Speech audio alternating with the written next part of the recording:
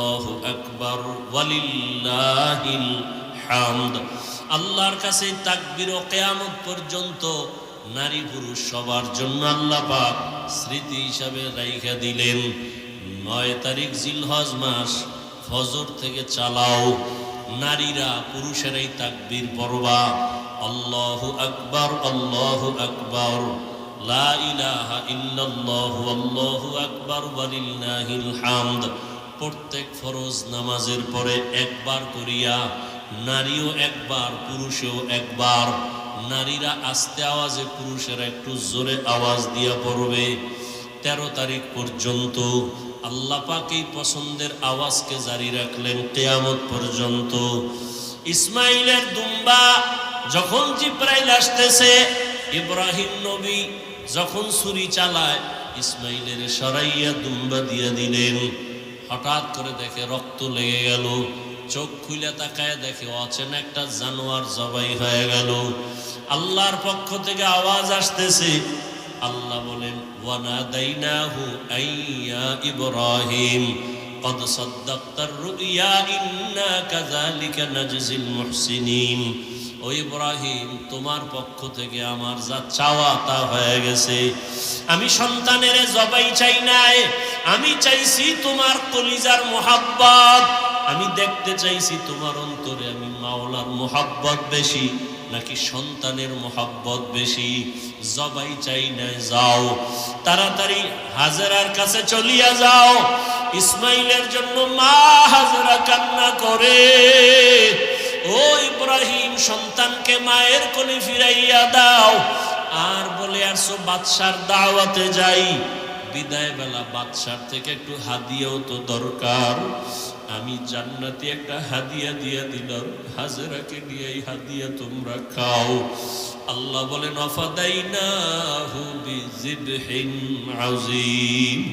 ওই ইব্রাহিম নবীর কুরবানি আল্লাহ পাক বলেন লাইয়ানাল্লাহা লুহুমুহা ওয়ালা দিমাউহা ওয়ালাকিন ইয়ানালুহুত তাকওয়া মিনকুম।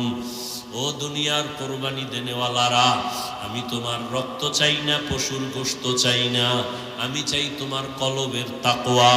তুমি কুরবানি কি মানুষকে দেখাবার জন্য দাও না, আমি আল্লাহর মোহাব্বতে দাও। আমি তোমার অন্তরের মোহাব্বতের পরীক্ষা নিতেছি। আমি তোমার গোশতের পরীক্ষা নেই না, রক্তের কিছুই নেই না। আমি আল্লাহ তোমার অন্তরের তাকওয়া চাই। ও আল্লাহর বান্দারা, আল্লাহর মোহাব্বত নিয়া এখনো সময় আছে।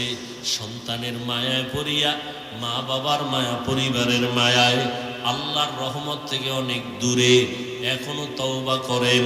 ও যুবক বাবারা, পর্দার আড়ালের মা বোনেরা, আল্লাহর কাছে তৌফিক চান। আল্লাহ হাজেরার মতো আদর্শওয়ালা আমাদের নারীদের বানাও। ও যুবক বাবারা, দোয়া করো, আল্লাহকে বলো ইসমাইল নবীর আদর্শওয়ালা বানায়া দাও। মুরব্বীরা দোয়া করেন ইব্রাহিম নবীর কলিজার আদর্শ আমাদের দান করো। তো জিলহজ মাসের 8 তারিখ রাতের বেলা ইব্রাহিম নবী স্বপ্ন দেখতেছেন, আমার রাস্তায় কোরবানি করো। ইব্রাহিম নবী, নবীদের স্বপ্ন ওহী।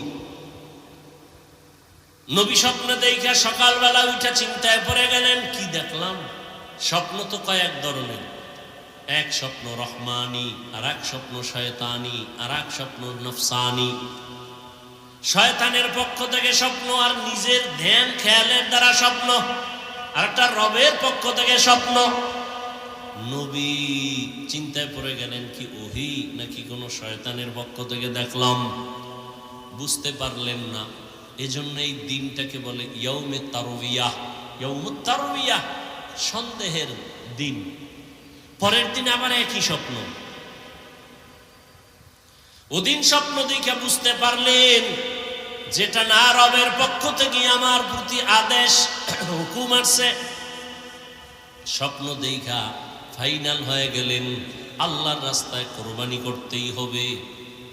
এবার দ্বিতীয় রাত্রে স্বপ্ন দেখে ফাইনাল সিদ্ধান্ত নিয়ে নিলেন, উট কোরবানি দিলেন। আগের দিনও দিলেন। এই দিনটা যেহেতু নিশ্চিত হয়ে গেলেন, আল্লাহর পক্ষ থেকে পরিচয়, সিদ্ধান্ত, যেন আল্লাহর পক্ষ থেকে এই স্বপ্ন। এজন্য এই দিনটাকে বলে ইয়াউমে আরাফা, 9 জিলহজ। এই দিনের রোজার অনেক দাম। খালি বয়ান, এই বিষয় আলোচনা করলে কত লাইন। আরাফার রাত দিনের রোজা বড় দামি রোজা। এই মাসের প্রথম থেকেই রোজা বড় দামি, আমল বড় দামি। আল্লাহ কসম খাইছেন, ওয়াল ফাজরি ওয়া লায়ালিন আশর, 10 রাতের কসম, ফজরের কসম। আরাফার দিনের ফজর কেউ বলছেন, বা হজের দিনের কসম। আল্লাহ পাক রব্বুল আলামিন ইব্রাহিমকে স্বপ্ন দেখাইলেন তৃতীয় রাত্র 10 তারিখ। ইব্রাহিম নবী স্বপ্ন দেখছেন, তখন তিনি জবে করা শুরু করলেন 10 তারিখে ইয়াউমুন নাহার।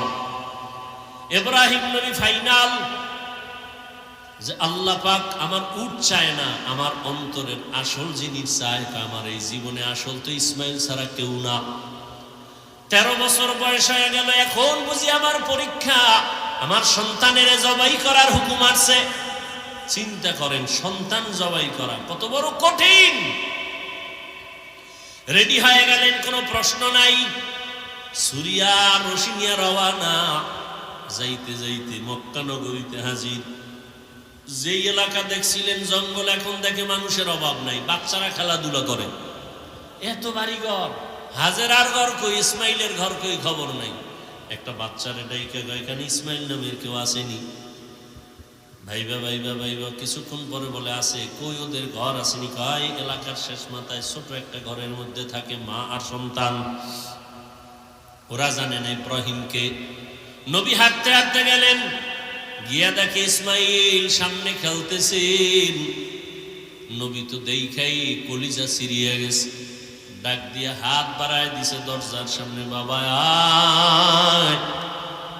ইসমাইল একটা দৌড় দিয়া মায়ের কাছে গেছে, চিনে না। মা হাজেরাকে নবী সালাম দিলেন, কান্না।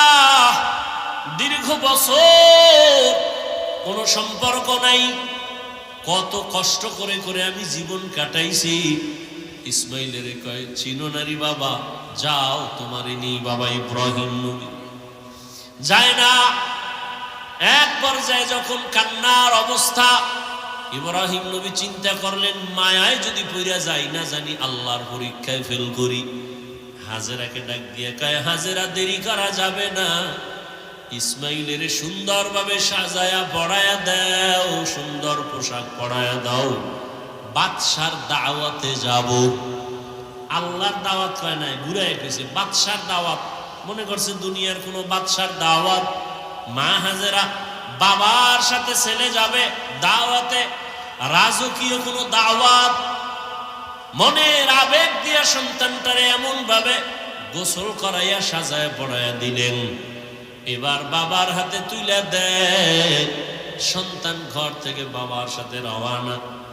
মা হাজেরা ঘরের বাইরে নাই না, চোখের পানি মুছে আর কান্না করে। এত বছরের সন্তান বাবার সাথে যা আনন্দের এক কান্না। কিন্তু জানেন না যে আমার মাওলার ডাকে যাইতেছে ইসমাইলের জবাই করার জন্য। মা হাজেরা একা, ইব্রাহিম নবী সন্তান ইসমাইলের নিয়ে যায়। ইসমাইলও জানে না যে তাকে জবাই করা হবে। শয়তানের মাথা গরম হয়ে গেল, এই পরীক্ষায় যদি সবাই পাশ করে তো কত বিধর্মী মুসলমান হবে, ফেল করানোর বুদ্ধি কি? চিন্তা করে শয়তান ভাবলো যে মহিলার দিল নরম, হাজেরারে ধোকা দেই। গিয়া কয়, হাজেরা মানুষের সুরতে ইসমাইলের সারস কই, কয় বাবার সাথে গেছে দাওয়াতে। কার দাওয়াত? কয় বাদশার দাওয়াত। কয় না, রবের দাওয়াত। কেন? রবের দাওয়াত যদি হয় তো তো ভালো। না না, জানো না কি বলে, জবাই করার জন্য নিছে। না, বাবা কোনদিন সন্তানের গলায় ছুরি লাগাইতে পারে না। ইবলিস কয়, আল্লাহর হুকুম হয়েছে, ইব্রাহিমের কাছে ছুরিও আছে ইসমাইলের জবাই করার জন্য। এই কথা শুনে হাজেরা কান্না করে বলে, ইবলিস, যদি কথা সত্যই হয়, আমার রব যদি হুকুম দেয় এখান থেকে তুই চলে যা। আমি হাজেরার এক ইসমাইল কেন আরো যদি ইসমাইল থাকে আমি রবের জন্য রাস্তায় ফিলাই দিব, আল্লাহর পথে দিতে আমি প্রস্তুত আছি। শয়তান পারল না, ধোকা দিয়া চলে গেল ইব্রাহিম নবীরে ধোকা দিতে, ইসমাইলেরে দিতে গিয়া ইসমাইলের কয় তোর বাবা তোরে জবাই করবে, কই যাও? ইসমাইল ডাক দিয়ে কয় বাবা আপনি কি আমাকে জবাই করতে নেন? ইব্রাহিম নবী বলে শয়তান ধোকা দেয়, তাড়াতাড়ি পাথর মারো। এবার পাথর নিক্ষেপ করলেন 7টা। ইব্রাহিম নবী 7টা পাথর নিক্ষেপ করলেন।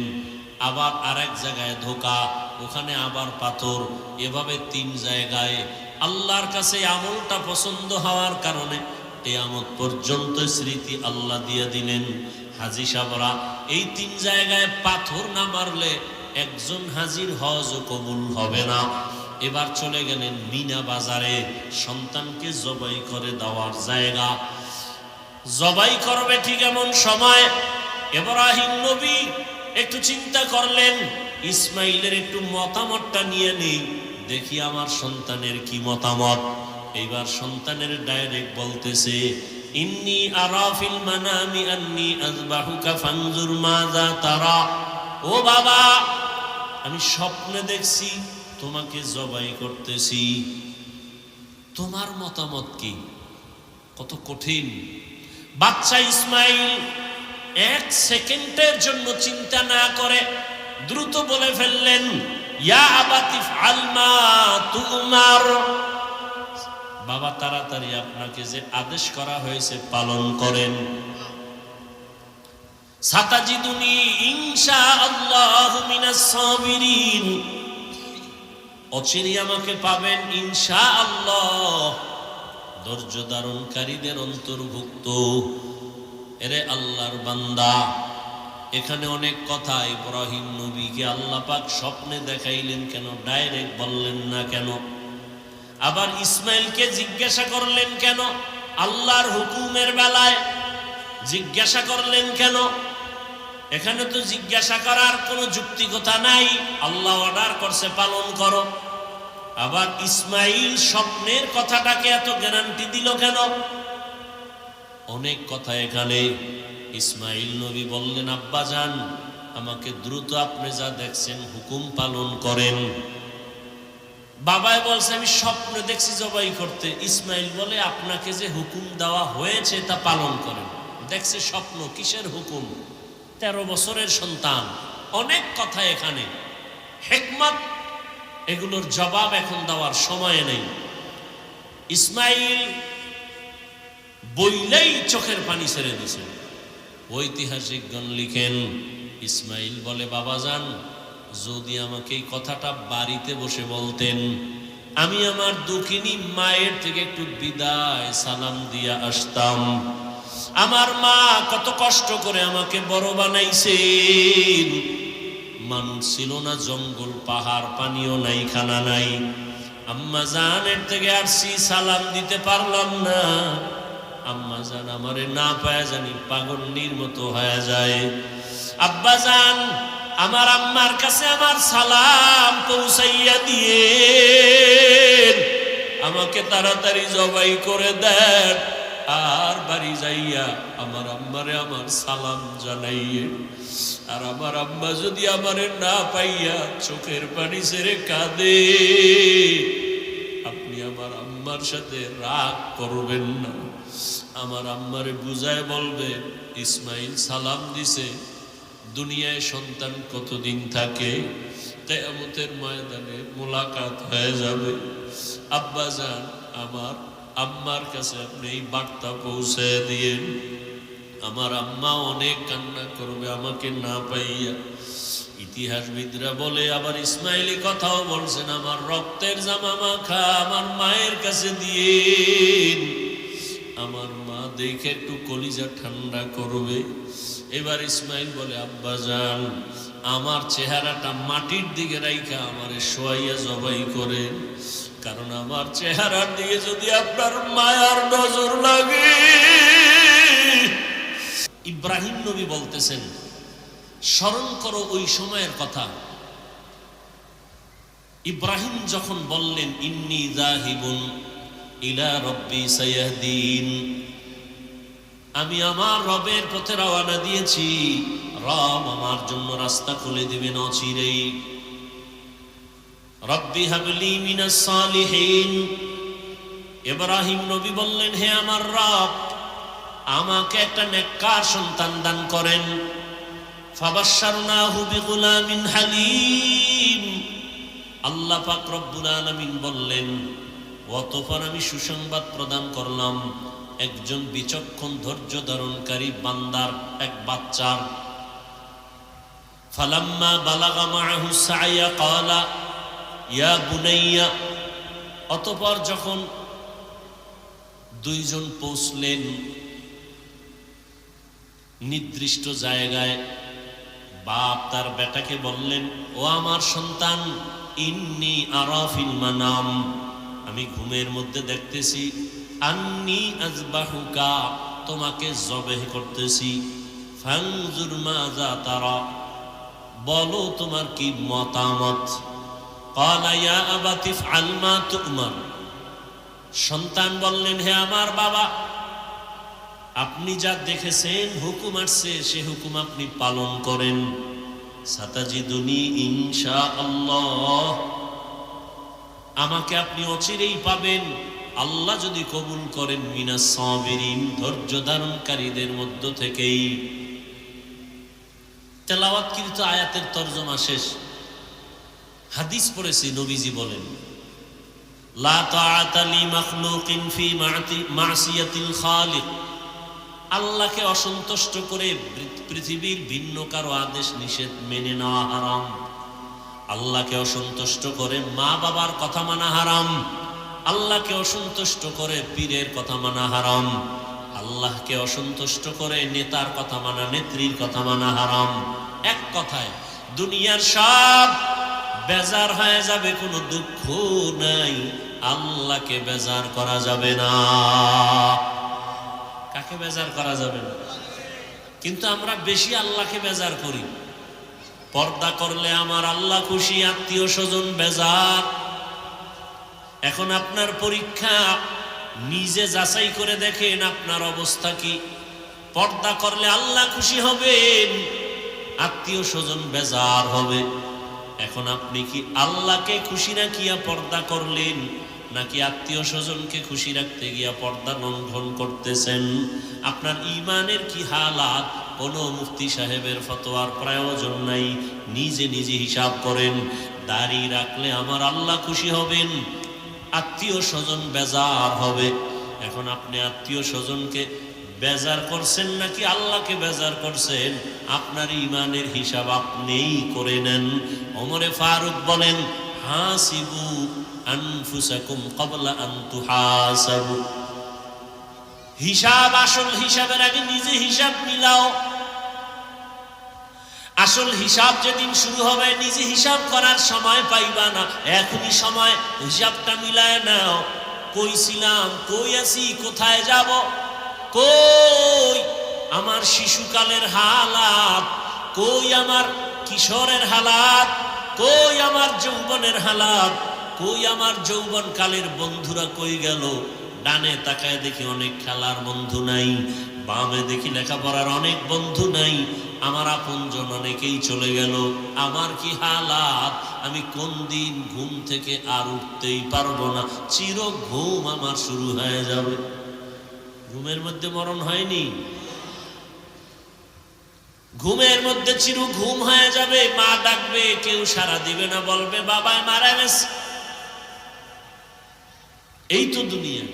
কার পেছনে ঘুরে বান্দা? একটা খবর আমাকে শুনাইল একজনে, 5 বছর আগে, 5 বছর আগে, এই বিদেশিরা ভালো করে শুনো, স্বামী থাকে বিদেশ আর স্ত্রী দেশে বৈশা দেবরের সাথে, স্বামীর ভাইয়ের সাথে লাইন ফাইন কইরা এমন অপরাধে জড়িত হলো, কেউ জানে না। Free mind. কি মাইন্ড? ধরা খাই লেখা ডোন্ট মাইন্ড। আরে কপাল পুড়ছে রে, ঘরে ঘরে জেনা জেনা জেনা। যেই পরিমাণ জেনা চলে ঘরে ঘরে, রুমে রুমে, সারা রাত মোবাইলের মাধ্যমে, চোখের জেনা, কানের জেনা, হাতের জেনা, জবানের জেনা। যেই পরিমাণ অপরাধ চলে ঘরে ঘরে, রুমে রুমে। ছেলে এক রুমে ঘুমায় মোবাইলে সারা রাত জেনা, ঘুমাবে ফজরের আগে। মেয়ে আর এক রুমে মোবাইল নিয়ে জেনা, স্বামী এক রুমে মোবাইল নিয়ে জেনা, স্ত্রী মোবাইল নিয়ে ব্যস্ত সারা রাত। কারণ দিনে ছিল ব্যবসার ঝামেলা, চাকরির ঝামেলা, দোকানের ঝামেলা, ফ্রি ছিল না।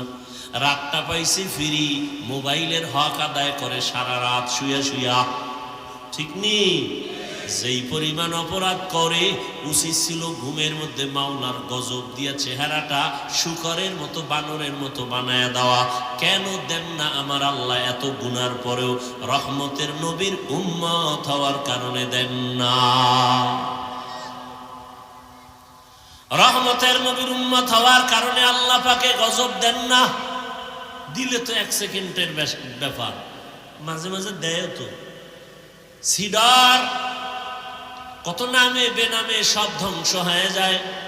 চিত্রাং নামের এক প্রলয়ঙ্কারী ঝড় কয়েক বছর আগে আপনাদের এই পার্শ্বের এলাকা কুমিল্লা জেলার ঘটনা। ছেলেটা যুবক, বিয়ে করছে মাত্র একটা বাচ্চা। বিদেশের যত টাকা পয়সা কামাই করে আইনা দেশে একটা বিল্ডিং করছে, 2 তলা বিল্ডিং, ডুপ্লেক্স। আগামী শুক্রবার বিল্ডিং এ ঢুকবে, হুজুর্গ দাওয়াত দিছে। পাশে একটা টিনের ঘর, রাতের বেলা টিনের ঘরে ঘুমাইছে। চিত্রাং নামের প্রলয়ঙ্কারী ঝড় আইসে একটা গাছ ফালাইছে। একই চকির মধ্যে স্বামী আর স্ত্রী, যুবক যুবতী আর বাচ্চাটা, একটা গাছ পইরা তিনজনের বুকে চাপ লাইগা জাগায় শেষ। আগামী শুক্রবার ঢুকবে বিল্ডিং। जिंदगी में बंदगी तू करना है, जिंदगी में बंदगी तू करना है, जिंदगी बे बंदगी शर्मिंदा है, जिंदगी बे बंदगी शर्मिंदा है। বাংলাদেশ পিছায়া নাই, একটা অপরাধ কইরা কেউ পার পায় না। এর পরেও যে কেন অপরাধ করে, তা কেমন অপরাধ? জবাই করে ফেলে, মা সন্তানকে জবাই করে, সন্তান মাকে জবাই করে। ওই যে দেবরের সাথে সম্পর্ক, স্বামী বিদেশ থেকে আসছে, কি জানি হইয়া লাগছে, স্ত্রীর সাথে তর্ক। স্ত্রী একটা জোরে ধাক্কা দিছে, দেওয়ালে লাগছে, বাড়ি পড়ে গেছে, রক্তক্ষরণ হয়েছে। হসপিটালে নিয়ে কোনো রকম বাসায় আসছে। আবার ঝগড়া করতে করতে দেওরে মিলা স্বামীটার স্ত্রী সহ রাতে মেরে ফেলছে। মেরে ফেইলা কম্বল দিয়ে পেঁচাইয়া খাটের তলে লাশ রাখছে 2-4 দিন। রাখার পরে গন্ধ আসবে, এজন্য অনেক দূরে রাতের বেলা নিয়ে গেছে, কচুরি পানা পানি একেবারে গভীরের মধ্যে নিয়ে রাখছে। এইবার সবাই জিজ্ঞে, তোর স্বামী আইলো গেল কই? কয় ইমার্জেন্সি বিদেশ গেছি গে। এদিক যে ঘটনা কেউ জানে না, কিন্তু আমার মাওলার ধরা বড় কঠিন। দুনিয়াটা এত আপডেট হয়ে গেছে, কেউ নাই, অপরাধের খবর কেউ জানে না, কিন্তু ধরা খেয়ে যায়। 5 বছর আগে অন্যায় করছে, আজকে ধরা খাইল। 7 বছর আগে অপরাধ করেছে, কেউ জানে না, কিন্তু আজকে ধরা খেয়েই গেল। এরকম অহরহ চলছে। যুবকরা এগুলি দেখে না, সারা রাত দিন আকাম করতে করতে সময় কাটায় মোবাইলে, এই জিনিস দেখে না। কিসের বাহাদুরি? আল্লাহ, সামনে কোরবানি, বরকতের মাস, জীবনটা হেলায় কাটায় দিলেন। আল্লাহর আদালতে কি নিয়ে দাঁড়াবেন? অথচ আল্লাহর প্রিয় গোলাম যারা আম্বিয়ায়ে কেরাম তাদের কত কঠিন পরীক্ষা দিয়া দুনিয়ার জীবন কাটাইলেন। আমাদের নবীর কঠিন পরীক্ষা, দুনিয়াতে আসার আগে বাবা হারায় ফেললেন, 6 বছরে মা হারায় বড় অসহায় হয়ে গেলেন। একদিন আর 2 দিন না, যেই রহমতের নবী দোয়া করলে সাথে সাথে কবুল, ওই রহমতের নবী না খাইয়া পেটে পাথর বেঁধেছে। 3 বছর পর্যন্ত রহমতের নবীকে গৃহবন্দী করে রাখছে, পানি দেয় না, খানা দেয় না। সেই রহমতের নবী আমার গাছের পাতা ছিঁড়ে ছিঁড়ে খায় আর পেটের ক্ষুধা নিবারণ করে। কেমন রহমতের নবী, এত কষ্ট করেছেন। আবার অন্য নবীদের কষ্ট সারা জীবন বয়ান করলে শেষ হবে না। মুসা নবীর কষ্ট, ঈসা নবীর কষ্ট, ইব্রাহিম নবীর কষ্ট, আইয়ুব আলাইহিস সালাম তো রোগে পুরা জিন্দেগি শেষ, পোকা পুরা বডির মধ্যে পোকা।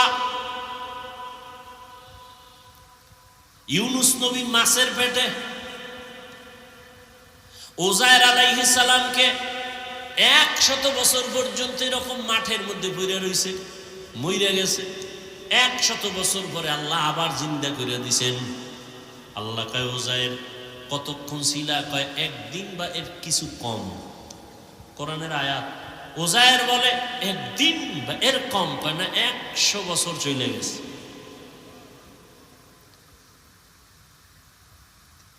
আমাদের সেই তুলনায় তো কিচ্ছুই হয় না। এখনো দিব্যি আরামে আছি, খাইলই ঘুমাই। আর ইব্রাহিম পয়গম্বর দুনিয়াতে হেদায়েতের বার্তা বাহক আর বানাইয়া আল্লাহ পাঠাবেন, কিন্তু নবী ইব্রাহিমের আগমনটা বড় কঠিন। ইরাকের বাবেল শহর, ওই শহরের অধিপতি নমরুদ এক সময় একদিন রাতের বেলা ঘুমে স্বপ্ন দেখে একটা আগুন উঠা পুরা ইরাক বাবেলটাকে ছাই করে ফেলছে। ঘুম থেকে উঠা নমরুদ বলে, গণকরে ডাকো, গণকরে ডাক দাও, আমি যে স্বপ্ন দেখলাম আগুন, ভয় পাইলাম, কি এটা? গণকরা আইসা এবার পরিচয় দিল, ও বাদশাহ জাহাপনা, তুমি আগুন দেখো নাই, তোমার কপালের জম দেখছো। এই আগুনের মতো শক্তিশালী একটা সন্তান জমিনে আসবে, তোমার সব কিছু ধ্বংস করে ফেলবে, তোমার এই বাদশাহী সব শেষ হয়ে যাবে। নমরুদ কয়, সন্তান আসবে? বলে হ্যাঁ। ছেলে না মেয়ে? কয় ছেলে। মায়ের গর্ভে আসছে? না। জমিনে? না। তাড়াতাড়ি তাহলে আশাটাই বন্ধ করে দাও। নমরুদ রেড অ্যালার্ট দিয়ে দিল, স্বামী আর স্ত্রী এক জায়গায় ঘুমাতে পারবে না, ছেলে সন্তান জমিনে এখন আসা বন্ধ। এটাকে বলে বার্থ কন্ট্রোল, জন্ম নিয়ন্ত্রণ। পৃথিবীর ইতিহাসে জন্ম নিয়ন্ত্রণের প্রথম প্রবর্তক নমরুদ, আর এর ডাইরেক্টর বানায় দিল নমরুদ ইব্রাহিম নবীর বাবা আজরকে। আল্লাহ তাআলা চাইলেন ইব্রাহিম আসবে, তোর সব জুলুম বন্ধ করাবো। এবং কোথায় আসবে? যারা ডাইরেক্টর বানাইছো তার ঘরে আসবে। তুই বাধা দিয়ে পারবি না, কারণ আমার আল্লাহর সাথে যারা পাল্লা দেয় কেউ কোনোদিন আগাইতে পারছে? কথা বলেন, কেউ পারে নাই। এরে নবীর উম্মতের দল, এই যে 10 বছর আগে, শিক্ষিত যারা বুঝেন তারা বলেন 10 বছর আগে বাংলাদেশের মানুষের যেই সংখ্যা ছিল এখন কি পরিমাণ কমছে না বাড়ছে? তাহলে জন্ম নিয়ন্ত্রণের ট্যাবলেট গুলো গেল কই? কোথায় গেল? স্লোগান রাস্তার মোড়ে মোড়ে ব্যানার লাগায়, ছেলে হোক মেয়ে হোক দুটোর বেশি নয়, একটা হলে ভালো হয়। আমি বলি আবার লেখ না হইলে আরো ভালো তোদের জন্য। এরা জন্ম নিয়ন্ত্রণের বড়ি খায় কেন? আর এটি বানাইলো কেরা? এগুলি নিয়ে কথা বলবো না, তবে এতটুকু বলবো, 10 বছর আগে ট্যাবলেট খাইয়াও তো সন্তান কমাতে পারে নাই, বরং যেদিন থেকে স্লোগান শুরু একটার বেশি না, সেদিন থেকে আমার আল্লাহর কুদরতি চাবি চালু হয়ে গেল, একসাথে 4 বাচ্চা। ঠিক নেই? লিল্লাহি মুলকুস সামাওয়াতি ওয়াল আরদি ইয়াহাবু লিমান ইয়াশা يهب لمن يشاء إناثا ويهب لمن يشاء الذكور أو يزوجهم ذكرانا وإناثا ويجعل من يشاء عقيما إنه عليم قدير।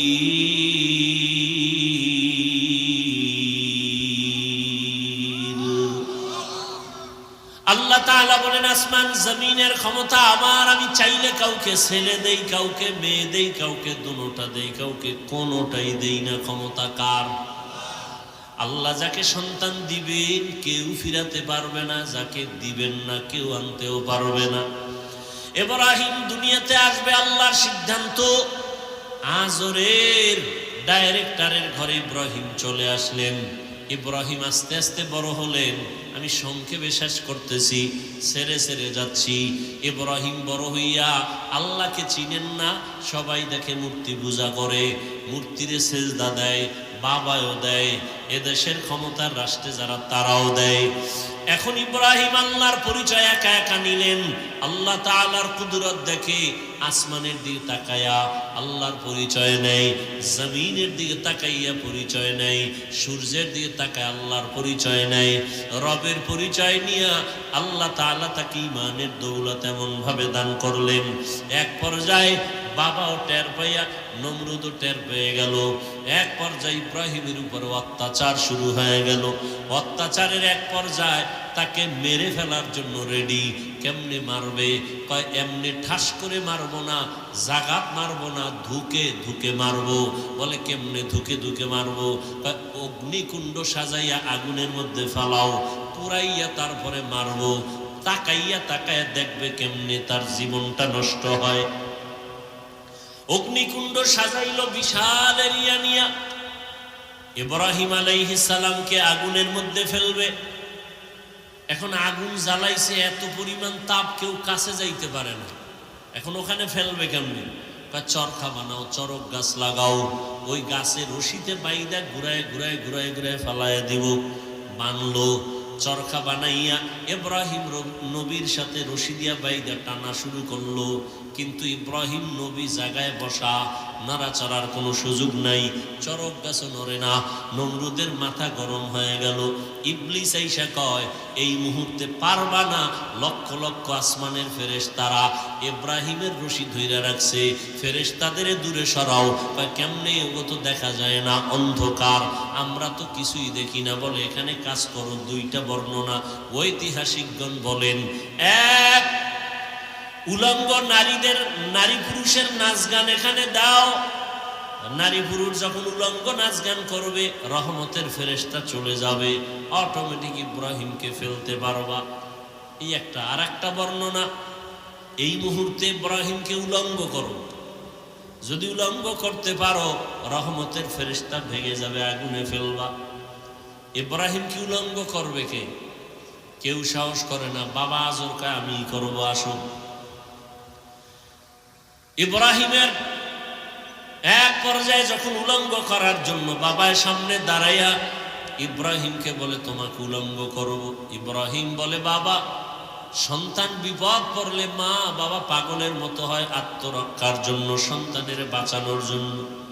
তুমি আমার জন্মদাতা বাবা, তুমি আমাকে উলঙ্গ করবা, কি একটু লজ্জা লাগে না? হাজার হাজার ফেরেশতা তাকায় আছে, আমাকে লজ্জা দিও না। এক পর্যায়ে যখন ইব্রাহিমকে উলঙ্গ করেই ফেলতেছে, রহমতের ফেরেশতারা চলে গেল। চরক গাছ উঠায় যখন আগুনের মধ্যে ফেলবে, ঠিক ওই সময় জিব্রাইল কানে মুখ লাগায় বলে কোনো সহযোগিতার প্রয়োজন আসেনি। ইব্রাহিমের এখানে একটা পরীক্ষা, যদি বলে হ্যাঁ করো, আল্লাহ বেজার হয়ে যাবে। যে ছাত্র লেখাপড়ায় খুব ভালো, তার সামান্য অন্যায় শিক্ষক বরদাস্ত করতে পারে না। ইব্রাহিম আলাইহিস সালাম এখানেও পাশ করে বললেন, আরে আমি তো অন্ধ মালিকের গোলাম না, তুমি আমার সাহায্য করবা কি করবা না জানা নাই, আমার কিছুর প্রয়োজন হলে আমার মালিক আমার জন্য যথেষ্ট, তিনি আমার সবকিছু দেখতেছেন। ইব্রাহিম এইখানেও পাশ করে ফেললেন। আগুনের মধ্যে যখন ফেলল, আল্লাহ আগুনকে হুকুম করে দিলেন, উলনা ইয়া নারু কুনি বারদাও ওয়া সালামান আলা ইব্রাহিম, আকে লুতুফে খেশরা ইজহারে কর, বাখলিল আসনারে রাগল জারে কর। আগুনের মধ্যে ইব্রাহিম পড়ে আছে দিব্যি আরামে, কোন ইব্রাহিম নবীর পশম জ্বলে না।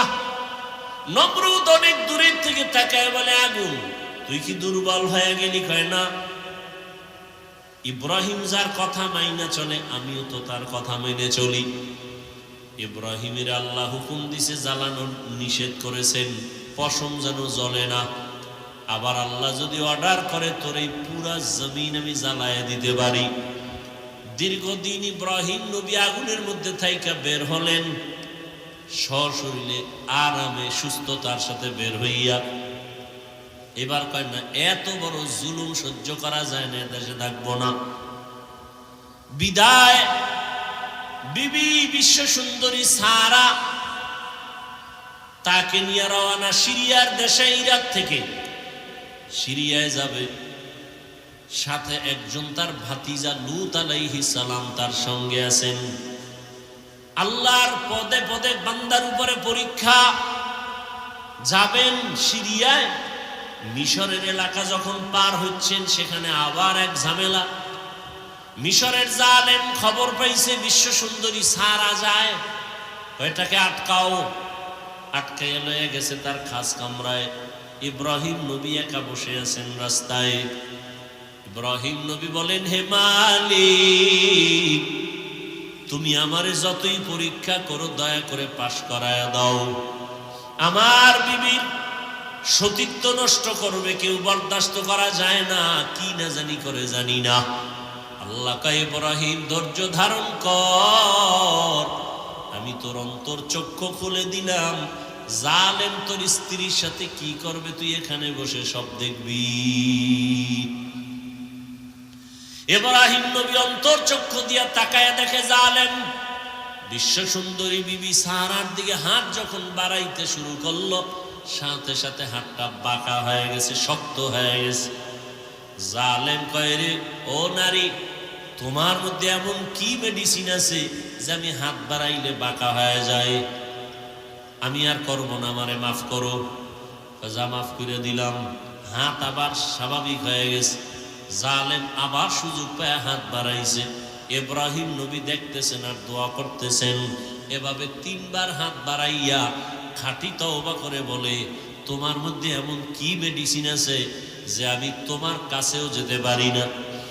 ও পর্দার আড়ালের আম্মা জানেরা, জমিনের মধ্যে যা কিছু ঘটে বা হচ্ছে, প্রবাদ আছে, তার অর্ধেক করেছে নর, অর্ধেক করেছে নারী। একটা বাগান সাজাইতে হলে জমিনের মধ্যে আদর্শ সন্তান লাগবে। আদর্শ সন্তান প্রয়োজন হলে আদর্শ মায়ের প্রয়োজন। এরে আম্মা জান, এক হাতে তালি বাজে না। স্বামী আর স্ত্রীর এক মন যদি না হয়, ওই জায়গায় ভালো সন্তান আসবে না।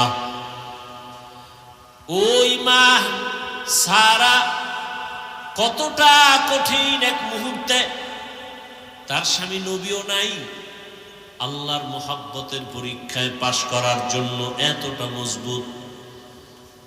জালেম যখন বলে, তোমার মধ্যে কি মেডিসিন আছে যে আমার হাত আগায় না? আল্লাহর বান্দি বিশ্ব সুন্দরী সারা বলে, আরে আমার মধ্যে তো কিছুই নাই, তবে আমার জানা আছে এতটুকু, আমি আল্লাহর প্রিয় একজন বান্দার স্ত্রী। আল্লাহর প্রিয় বান্দা ইব্রাহিম নবীর স্ত্রী কয়, কই তোমার সেই প্রিয় বান্দা? বলে, ওই যে রাস্তায় জালেম ভুল স্বীকার কইরা নবীরে ডাইকা মেহমানদারি করাইয়া জানতে চাইলেন সন্তান কতজন, কয় কোনো সন্তান নাই। কেন? কয় চাইছি পাই না। তখন হাজেরা নামের আল্লাহর বান্দি তাদের কাজের জন্য রাখছিল, দিয়া দিছে খেদমতের জন্য, যাও হাদিয়া দিয়ে দিলেন। এক পর্যায়ে সারার খেদমতের জন্য হাজেরারে নিয়ে রওয়ানা, সিরিয়ায় যাবে। সারা ইব্রাহিম নবীর সাথে বিবাহের জন্য দিয়া দিলেন। হাজেরার সাথে নবী ইব্রাহিমের বিবাহ হয়ে গেল। বিবাহ হইয়া সংসার চালায়, সন্তান নাই। ইব্রাহিম আলাইহিস সালামের ৮০ বছর পার হয়ে গেল। আল্লাহর কাছে একদিন দোয়া করে, রব্বি হাবলি মিনাস সলিহিন। একজন নবী হইয়া আল্লাহর কাছে দোয়া করে ভালো সন্তানের জন্য। আর আপনার আমার কি হালাত? সন্তান চাইলে হবে না, আল্লাহর কাছে ভালো সন্তানের কামনা করতে হবে। ও আল্লাহ, একটা নেককার সন্তান দাও। 10টা সন্তান হলে কি লাভ হবে যদি সন্তানের কারণে মা বাবার হাতে হ্যান্ডকাপ লাগে, পুলিশে ধরে, মানুষ যদি গালাগালি করে, সন্তানের কারণে মা বাবার ইজ্জত যদি নষ্ট হয়, এমন সন্তান 10টা হলেও লাভ নাই। আর একটা সন্তানের দ্বারা মা বাবার সম্মান যদি বেড়ে যায়, এমন এক সন্তানও যথেষ্ট।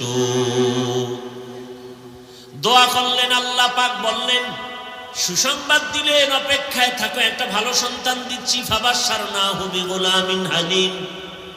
৮০ বছরের উপরে বয়সে সন্তান আল্লাহ দান করলেন। নাম রাখলেন ইসমাইল। দুনিয়াতে আসছেন অত্যন্ত সুন্দর, সুদর্শন, দেখলে কলিজা ঠান্ডা। আবার বুড়া বয়সে সন্তান পাইছে, কত মায়া। আল্লাহ পাকের পরীক্ষা আবার শুরু হয়ে গেল।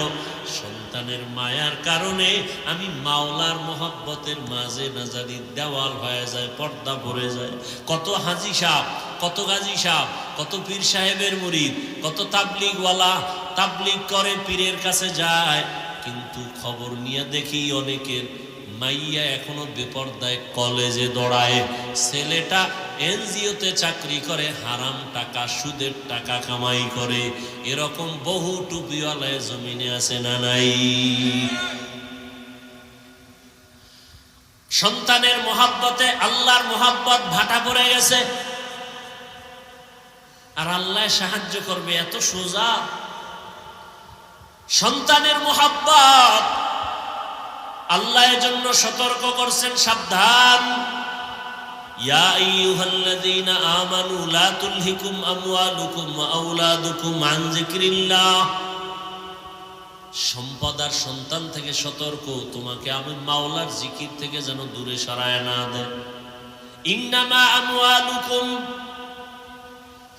ওয়া আওলাদুকুম ফিতনাহ। সাবধান। ইব্রাহিম নবী দোয়া করলেন, আল্লাহ সন্তান দিলেন।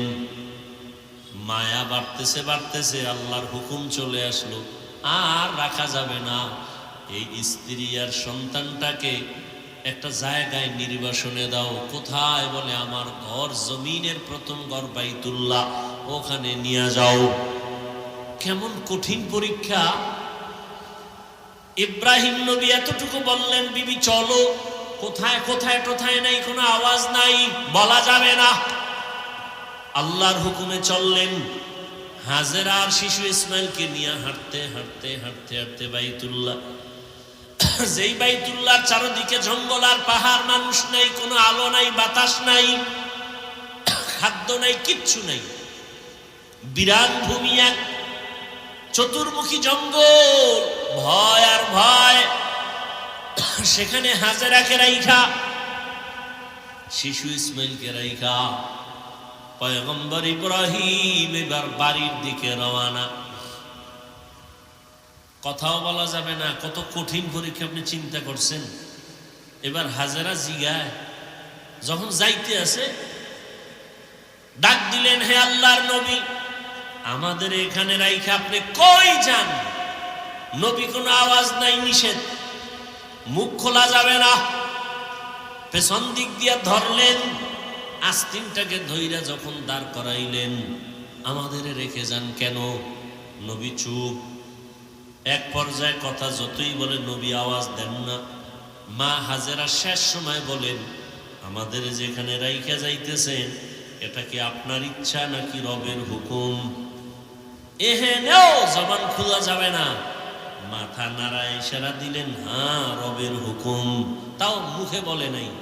আল্লাহ কেমন কঠিন পরীক্ষা, শুধু ইশারায় জবাব দিলেন, হ্যাঁ আল্লাহর হুকুম। এ কথা বলা মাত্র হাজেরাও তো যেমন তেমন বান্দি না, নবীর সোহবাত।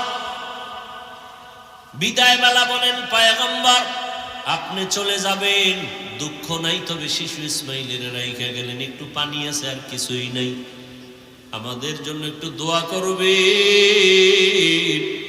এখানে জঙ্গল, চারিদিকে পাহাড়, খানা দানা নাই, কোনো মানুষ নাই, আমি একটা মাত্র মহিলা মানুষ, আবার বাচ্চাটাও আমার শিশু, আপনার কাছে কিছুই চাই না নবী, আমাদের জন্য একটু দোয়া করিয়েন।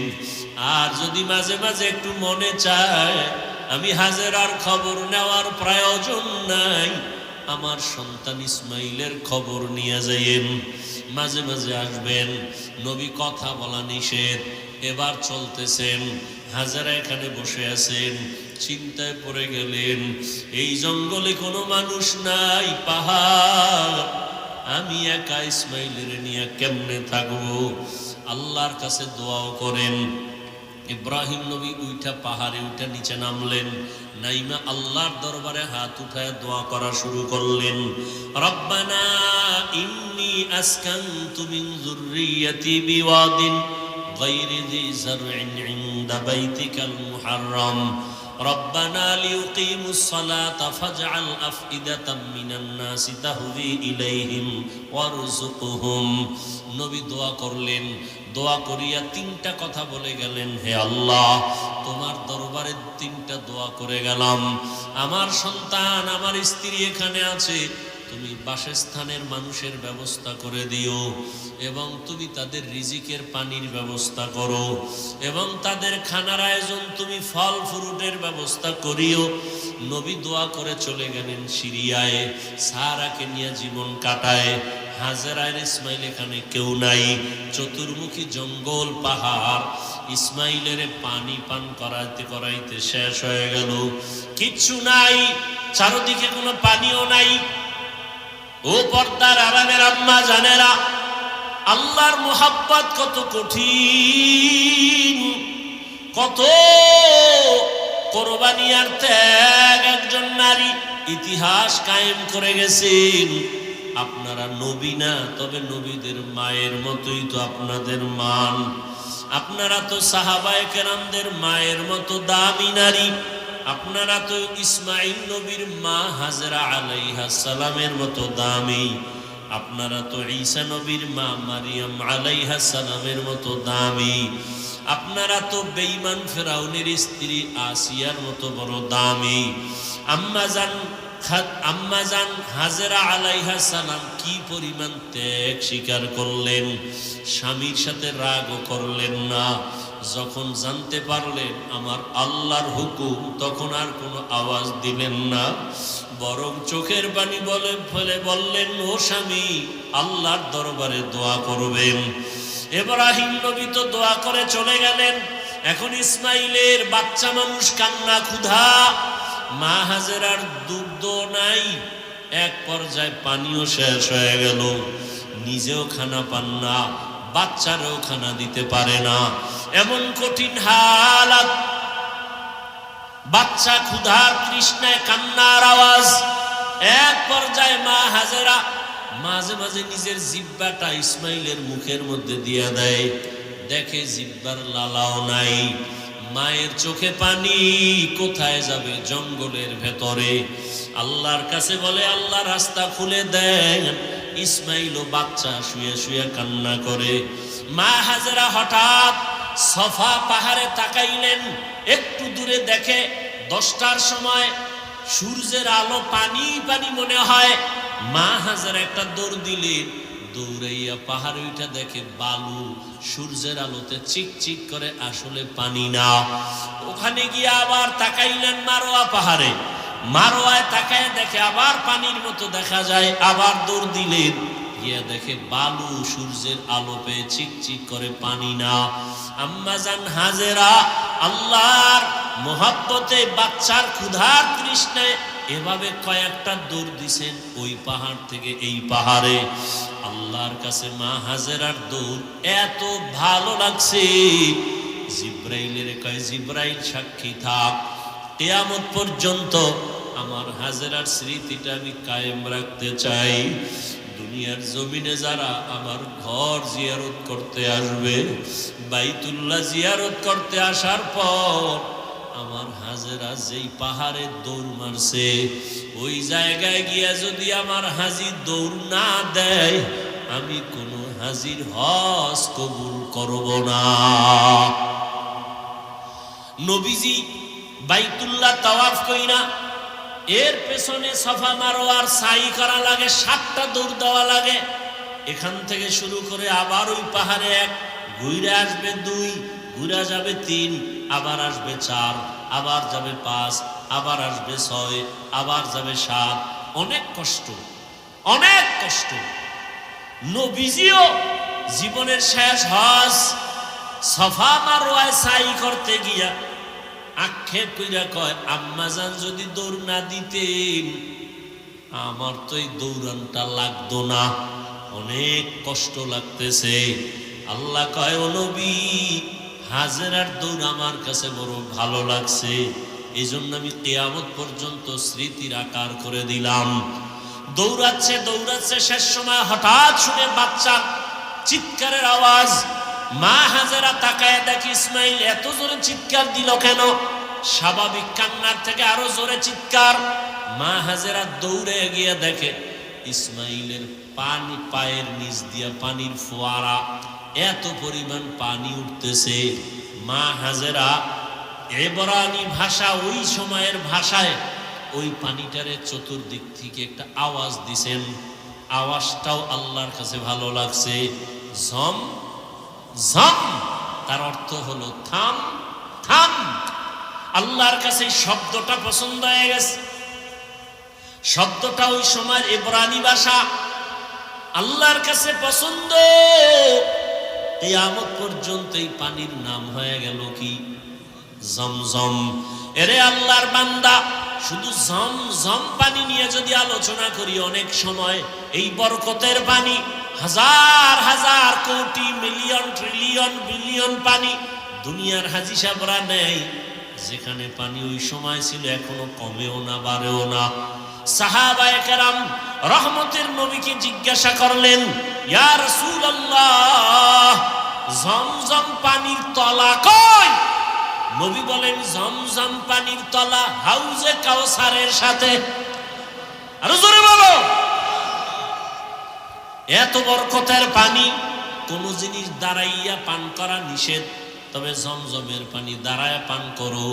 জমজমের পানির প্রায় 25টার মতো উপকার আছে। কত দামি পানি!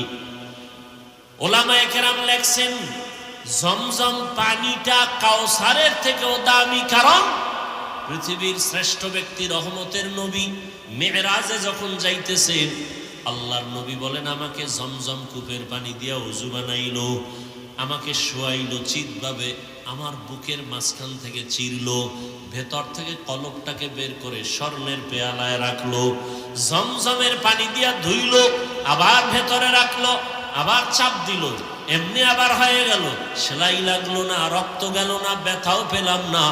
এইভাবে আমার অপারেশন হয়েছে কুদরতের। এটাকে বলে ওপেন হার্ট।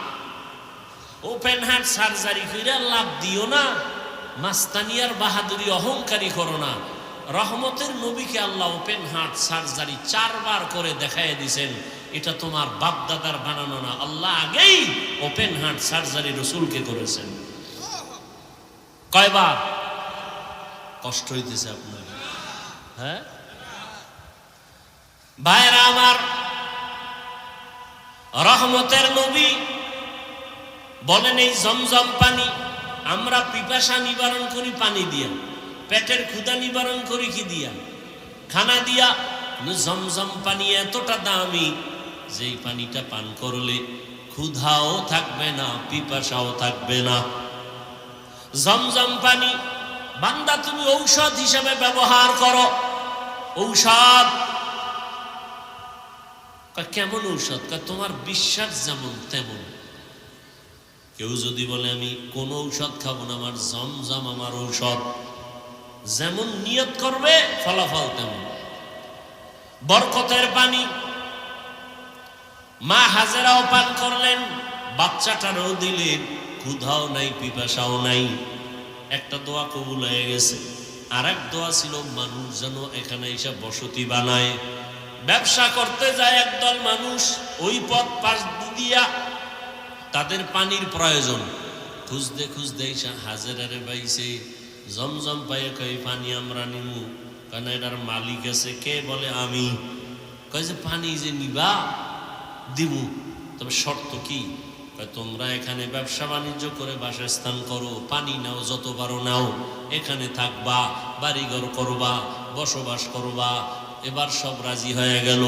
মানুষজন ঘর বাড়ি উঠাইতে শুরু করলো, জমজমের পানি ব্যবহার করতেছে, ভাবে সুন্দরভাবে চালাচ্ছে। এখন অনাবাদী